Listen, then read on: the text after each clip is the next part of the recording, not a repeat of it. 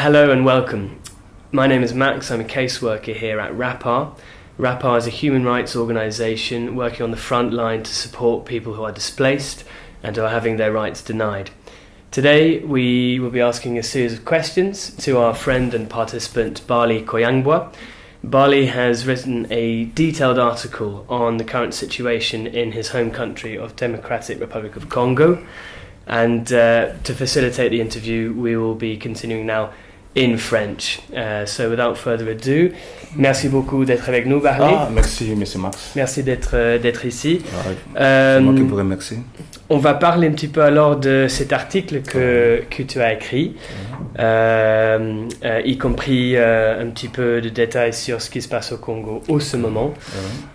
Donc, pour démarrer, pourquoi tu as écrit cet article, Barley? Oui, monsieur, merci, monsieur Max. Ce qui m'a poussé à écrire cet article, premièrement, c'est parce que les grands médias internationaux, dans leur choix de sujets à diffuser au peuple, ils ne se préoccupent pas de parler exactement ce qui se passe au Congo. D'accord. Donc, dans mon esprit patriotique, je m'étais senti un peu discriminé. C'est alors que je me suis substitué un peu à un journaliste. Je voulais relater, prendre ma plume, essayer d'écrire un peu, contribuer à ma modeste manière pour informer un peu ce qui se passe au Congo. Vous savez, mon frère, il y a des choses horribles qui se passent au Congo. Et aujourd'hui, actuellement, avec ce qui s'est passé à Hollywood, avec les problèmes de viols et harcèlement sexuel avec les producteurs Harvey Weinstein et Kevin Spacey, tout le monde était indigné. Et les médias, tout le monde a condamné cela. Moi aussi, je le condamne. Et je profite, j'aurais mis au moment où tout le monde condamne le viol aux États-Unis, à Hollywood, que les gens pensent aussi à ce qui se passe au Congo, qui est considéré, qui a été proclamé par l'ONU comme capitale mondiale des viols. Mais au Congo, il y a des viols. Quand on parle de viols au Congo, ce sont des viols du genre aux 30 militaires. Je marquerai même le mot pour expliquer ça par pudeur.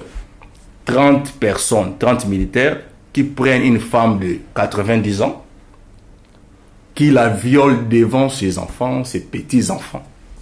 Ce sont des viols destructeurs pour faire fuir tout un peuple.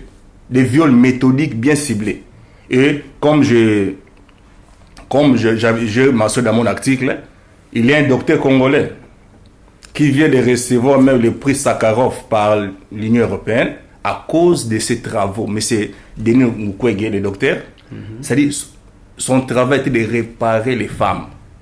Quand on dit réparer, ce sont des viols inimaginables. On viole des bébés, on viole des femmes de 90 ans, terrible. On coupe le sexe des hommes. C'est-à-dire, ce sont des viols méthodiques pour vous traumatiser. On vous viole votre mental, on viole votre réputation, on viole votre corps. Et c'est ce que je voulais que le monde, au travers, comme c'est Hollywood, au travers de cela, au travers de ce qui s'est passé à Hollywood, que le monde aussi s'indigne et ensemble soit au courant de ce qui se passe au Congo. En bref, peut-être j'aurai à développer dans votre question au cours de l'émission. C'est-à-dire il y a des choses inimaginables dont les médias, dans leur choix, ne s'intéressent pas trop. Le viol est utilisé comme arme de guerre.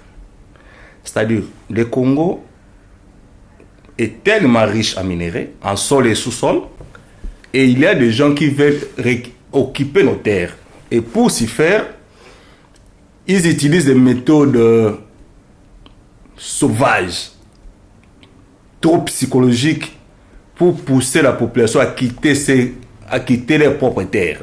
Il y a aussi des mouvements de résistance au gouvernement, au RDC, y compris à Pareco. Et tu es très engagé, tu es un membre très actif d'Apareco.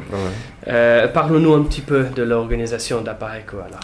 Bon, la PARECO, c'est le mouvement de résistance qui est né il y a bientôt 12 ans.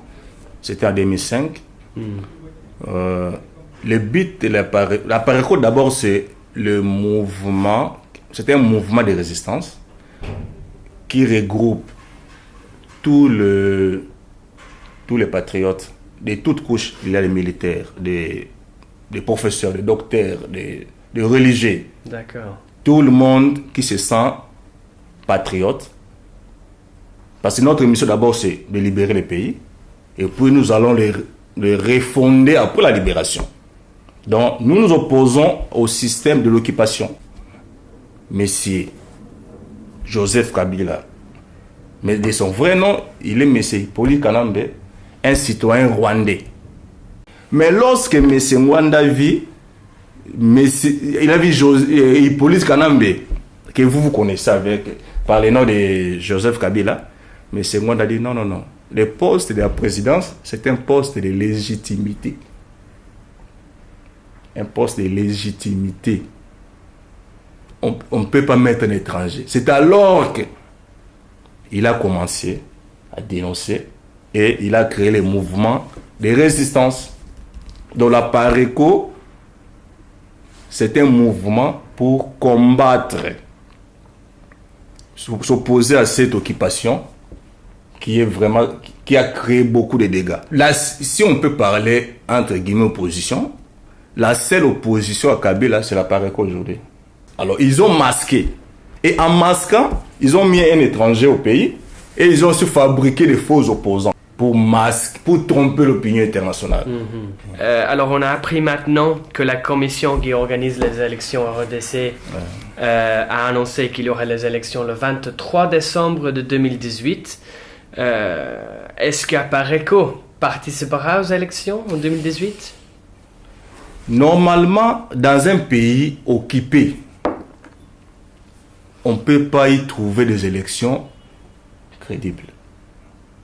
Malheureusement, il y a certains Congolais qui pensent que nous pouvons libérer un pays par les élections.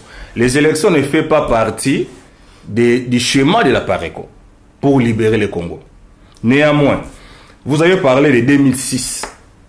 En 2006, juste un an après la création de la PARECO, M. Jean-Pierre Bemba avait gagné les élections.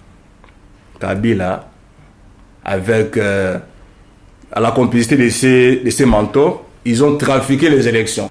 En 2011, et je tiens à signaler que M. Mwanda avait aidé, au travers de la PARECO, avait aidé M. Jean-Pierre Bemba. Et les gens ont voté Jean-Pierre Bemba. Mais Jean-Pierre Bemba n'a jamais été désigné comme président. Parce que ce sont des élections fabriquées pour masquer, c'est fabriquées par l'occupation pour masquer la chose. Vous voyez ces images ici. C'est la population qui vient réclamer la victoire volée et imaginez un peu, ici en Grande-Bretagne, le peuple qui vient faire la marche, les militaires tirent sur les gens. C'est pour vous montrer que vous pouvez gagner vos élections, mais vous ne devenez jamais président. Il a voulu changer la constitution pour se représenter la troisième fois. Le peuple a empêché cela. Maintenant, comme il ne veut plus, comme il sait qu'il ne sera plus capable d'être candidat pour tromper encore, c'est alors il s'est dit, il n'y aura pas d'élection. Parce que aussi longtemps que lui, il n'aura pas le droit d'être candidat, il n'aura pas d'élection.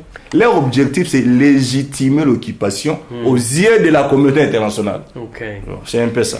Et tu as mentionné un petit peu tous ces détails dans ton article. Oui. Aussi, tu as parlé un petit peu de ce qu'on peut faire ici, en Grande-Bretagne, pour aider à la situation. Qu'est-ce que le peuple britannique peut faire pour la République démocratique du Congo?